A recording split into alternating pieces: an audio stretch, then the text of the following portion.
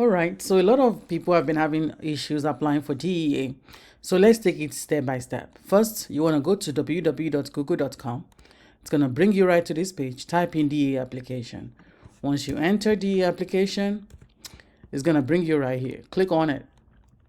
And then you get to this page. It says Home, About, Registration, Reporting, Resources, Contact, and stuff. And then you want to come to this page right here. It says Registration, Application, and Tools. This is renewal application only for Form 22224A, Form 225A, Form 336A. And then you click on New Application. That's the second one that applies to you right there. When you click on New Application, because a lot of people are generally new, those are the ones that have issues. So I'm making this video to support you. Then it tells you right here, application for registration under Controlled Substances Act of 1970, new applicants only. Online registration consists of 6 sessions. Please have the following information available before you even begin the application. 1 is your personal or business information. If you're applying for an individual registration, practitioner, MLP, researcher, you are required to provide full name, address, social security number, and phone number. If you're applying for a business registration, you are required to provide the name of the business, address, tax ID, and phone number. Section 1B, email address validation. You will need to have access to the provided email account in order to verify the email address. Section 2, activity, business activity and drug schedule information. In addition, certain registrants for Forms 225 and 510 will need to provide specific drug codes and all chemical codes related to their operations. I will show you what this is all about in a minute. Now, Section 3, state licenses. It is mandatory to provide state medical or controlled substance licenses or registrations for mid-level practitioners. Mid-level practitioner is not an insult. It's NPs, DEOs, and so on. So now, this includes supervisory agreements with specific authority for controlled substances if required by your state. Not every state will require supervisory agreement. I know Virginia does.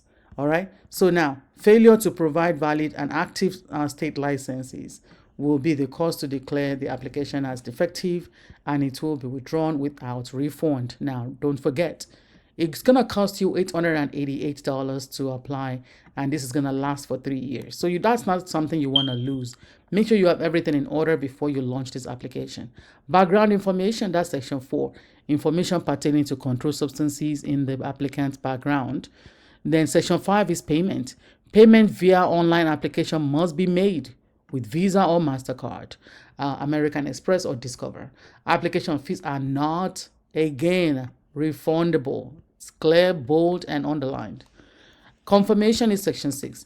Applicants will confirm the entered information. So make sure you triple check or quadruple check to make sure that everything is accurate. Make corrections if needed and electronically submit the application, and the submission confirmation will be presented at the end of the application. So warning, 21 U.S.C. 843D states that any person who knowingly or intentionally furnishes false or fraudulent information in the application is subject to term of imprisonment of not more than 4 years. This is serious, okay? Or 250,000 fine. So make sure you are providing the correct information. Now look at the forms right here. I told you I was going to talk about this later. Form 225. Form 224 is what you need. Form 225 is the manufacturer, importer, exporter, distributor, reverse distributor, researcher, and so on. Form 510 is for chemical manufacturer, chemical importer, chemical exporter, and distributor. We also have marijuana under 225. Now, 224 is what you're going to need to be a prescriber. So this is what pertains to us. So let me go ahead and zoom that in a little bit. Now, practitioner, MD, DO, DDS, DMD, DVM, DPM. Now, mid-level practitioner, which is generally MP, PAs, OD, etc. And then we have pharmacy. Sorry, I think I said D earlier. I meant to say OD. Now, we have hospital, clinic, teaching institution, MM dispensary. Even if you have your own clinic, I highly recommend just go ahead and apply as an individual. Okay, at least for a start, and then you can't be worrying about the big organization. You will have to worry about yourself first. So you're gonna click on mid-level practitioner. Nothing really came up really because it's not in PDF format. So what you're gonna do, you're gonna go ahead and scroll down. It says select one business activity. You're gonna drop this down right here. See, it says ambulance 888 over 3 years, animal shelter, doctor of oriental medicine, euthanasia technician, homeopathic physician, medical psychologist. None of this applies. Nursing home, but nurse practitioner, boom. This is the only thing that really pertains to you as a nurse practitioner. But if you're not a nurse practitioner, then scroll and see what pertains to you. For our purposes, I'm going to click on this. I'm going to click on continue, and then I'm going to click on, then you're going to see this little pop-up that says, after June 27, 2023, due to Consolidated Appropriations Act 2023, you will require to self-attest to the following to proceed with the DEA Form 224 application for registration of DEA Form 224A renewal of registration application. So has completed no less than 8 hours of training with respect to the treatment and management of patients with opioid and other substance use disorders by American Society of Addiction Medicine, American Academy of Addiction Psychiatry, American Medical Association, and American Osteopathic Association, and American Nurses Credentialing Center, an American Psychiatric Association, American Association of Nurse Practitioners, American Academy of Physician Associates, and or any organization approved or accredited by the Assistant Secretary for Mental Health and Substance Use or Accreditation Council for Continuing Medical Education. So we're going to go ahead and click OK. If you don't have it, just go ahead and complete your 8 hours training online. That's a separate video on that. Just watch out for my YouTube. You're going to see me list a series of places you can get your 8 hours training. Dr. Kehinde Elisha speaking here, founder and CEO of FNP Certification Academy. To reach us, nurse-to-nursecoach@gmail.com or visit www.npcertificationacademy.com to sign up for our review. So we are back to the page right now.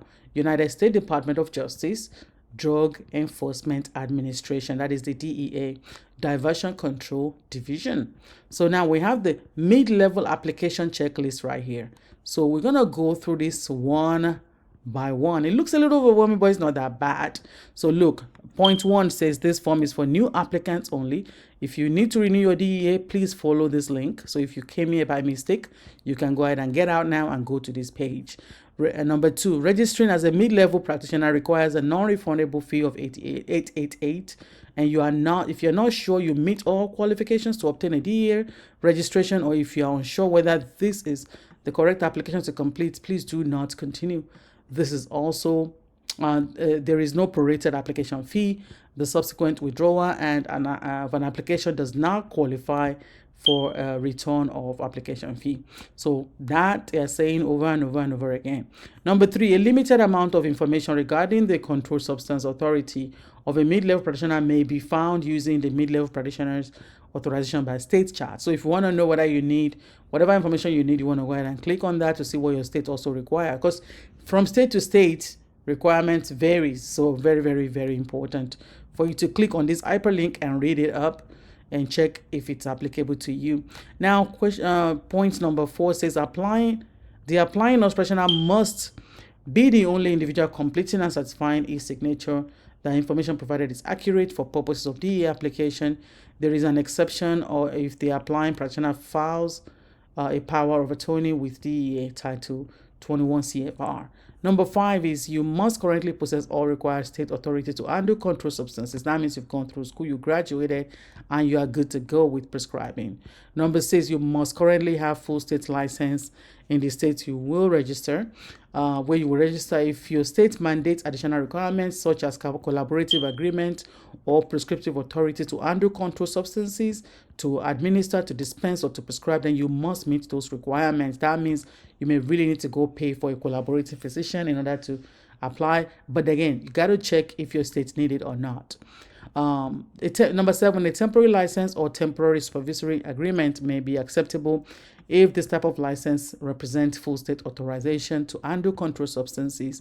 It is highly recommended you contact local registration program specialists for clarification of the state law regulations before you actually complete the application. And then number 8 says your current state license and registered address you will provide in this application must be for the same state. If they are not, do not apply unless you are able to claim exception from payment for a registration fee.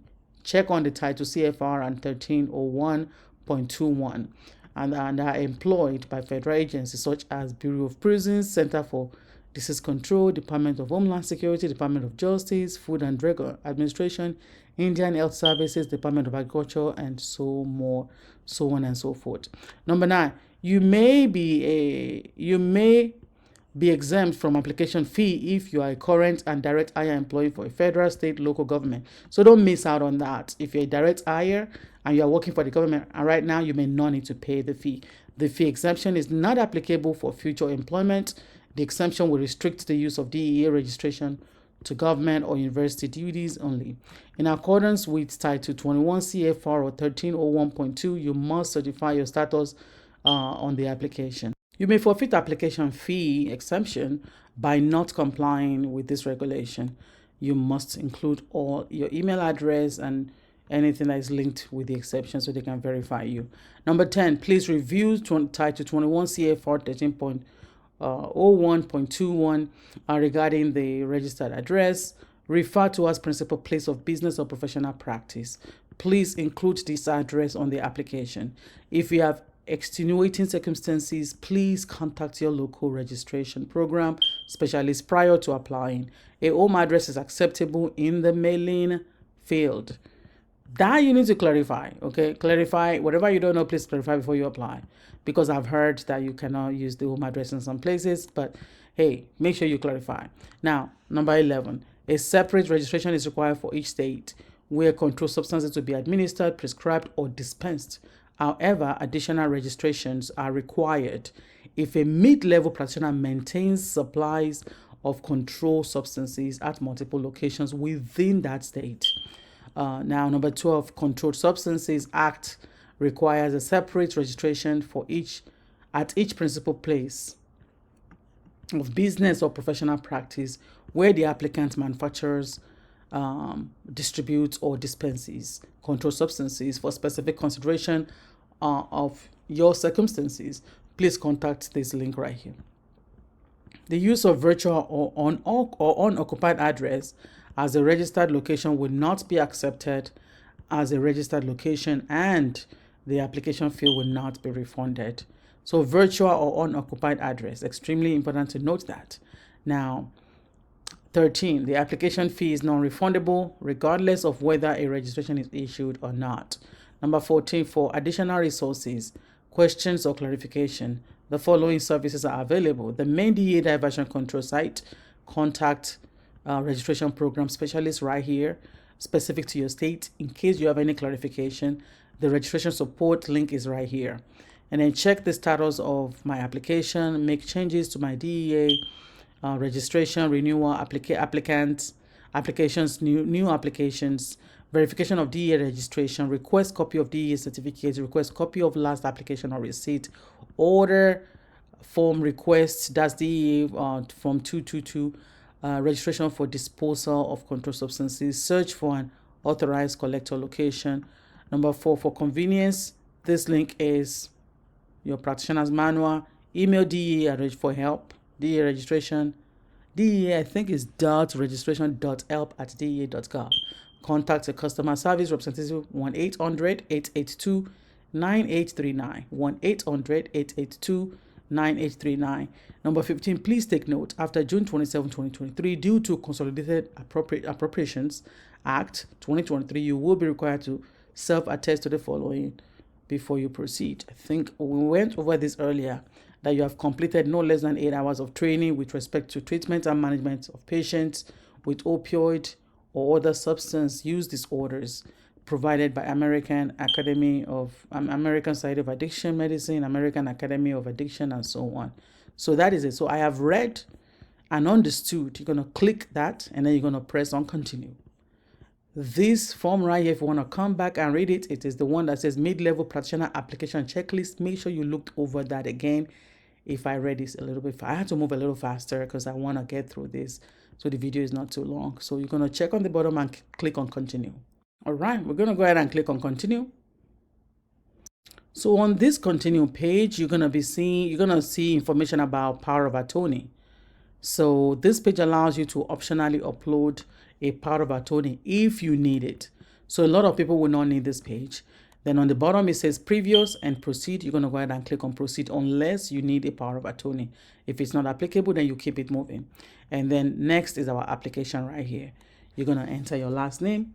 You're going to enter your first name, additional company information, business address, line 1, business address, line 2, your city, your state, your zip code, your business phone number, your business email, your contact name, your contact cell phone number, additional company information, and city, state, zip, and then you click on proceed, and that takes you on to the application.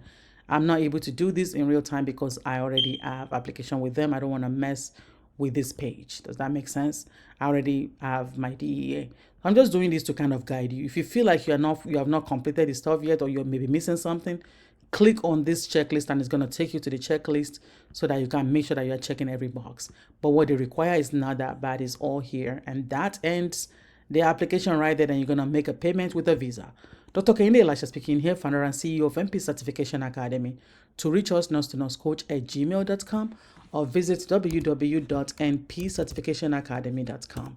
We offer board exam review for PMHNPs, FNPs, AGNP, NCLEX, and other reviews in nursing. We also offer post-certification courses where we offer mentorship program and bridge program to guide our students. We also offer these legal courses in real time, so you can sign up for our bridge program and we're going to guide you through. Sample lectures are right here for you to see how we teach. We go through stepwise approach, simplification, repetition, retention, success, and our reviews are right there. Real testimony from real people. Our contact is right there, nurse-to-nursecoach@gmail.com or info@npcertificationacademy.com. You can also join our Facebook group by coming here to click on this, or check us out on LinkedIn page. I really hope that today we've been able to help guide you through this DEA application. Let us know if you have any problems applying or any questions, or you need extra support. We'll be more than willing to meet up and guide you for free. Thank you and have a wonderful day. Don't forget to hit the subscribe button. Bye-bye.